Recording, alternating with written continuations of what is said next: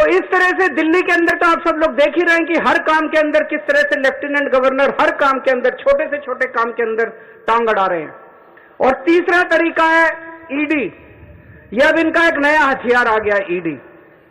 अभी तक इस देश के अंदर यह कानून होता था कि अगर आपने कोई क्राइम किया तो उसकी जांच होती थी, फिर उसमें मुकदमा चलता था। मुकदमे में तय होता था कि कौन कौन दोषी है, कौन कौन निर्दोष है। जो दोषी है उसको सजा मिलती थी, वो जेल जाता था। मुकदमे के बाद, मुकदमा खत्म होने के बाद आदमी जेल जाता था जिसको दोषी माना जाता था। अब अब तय कर लेते हैं कि इसको जेल भेजना है, तो उसको पकड़ लेते हैं, उसको जेल में डाल देते हैं। फिर सोचते हैं अब इस पे क्या मुकदमा करें, इस पे क्या केस बनाएं। फिर ये केस बनाते हैं और केस बनाने के बाद फिर वो तब तक जेल में रहता है जब तक कि मुकदमा पूरा ना हो जाए और वो निर्दोष साबित ना हो जाए। हमारे देश के अंदर 15-15 साल लग जाते हैं मुकदमे पूरे होने में। तो 15-15 साल किसी को भी पकड़ के जेल, यह भी पीएमएलए जो कानून लेके आए उसमें ही लिखा है कि जब तक उस आदमी को, किसी को भी पकड़ के जेल में डाल दो और जब तक उस आदमी का मुकदमा पूरा नहीं हो जाता, वो निर्दोष साबित नहीं हो जाता, तब तक वो जेल से बाहर नहीं आएगा। ये तो बहुत खतरनाक है।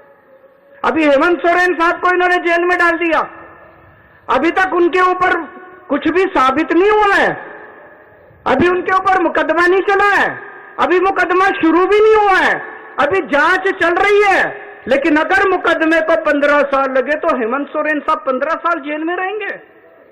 और ये तो किसी को भी कर दें, कल मुझे पकड़ के जेल में डाल देंगे, विजयन साहब को पकड़ के जेल में डाल देंगे, स्टेलिन साहब को पकड़ के जेल में डाल देंगे, सीतारमैया साहब को पकड़ के जेल में डाल देंगे, सुखविंदर जी को, किसी भी को भी पकड़ के जेल में डाल देंगे और सरकार गिरा देंगे।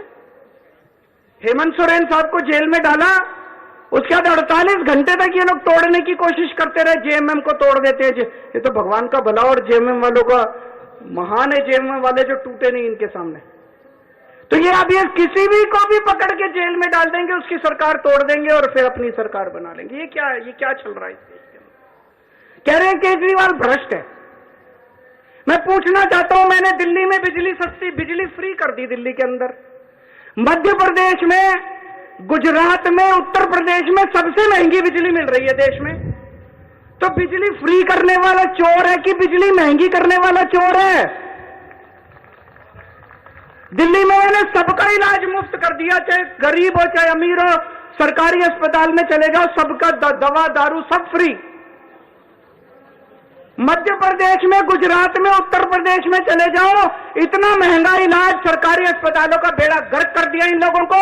मैं पूछ रहा हूं, लोगों का इलाज फ्री करने वाला चोर है कि लोगों का इलाज महंगा करने वाला चोर है? किसी को भी पकड़ के चोर चोर चोर चोर चिल्लाना चालू कर देते हैं लोग। तो दोस्तों, देश का बहुत बुरा हाल है। मैं विजयन साहब को बहुत बहुत बधाई देना चाहता हूं, उन्होंने आज ये अलख जगाई है, सबको इकट्ठा किया है। ये देश केवल हमारा नहीं है, ये देश 140 करोड़ लोगों का है।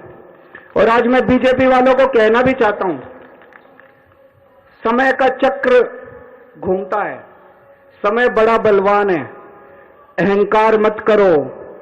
भगवान ना करे कल समय का चक्र जब घूमेगा और तुम इधर होगे और हम उधर होंगे, कहीं ऐसा ना हो कि यही कानून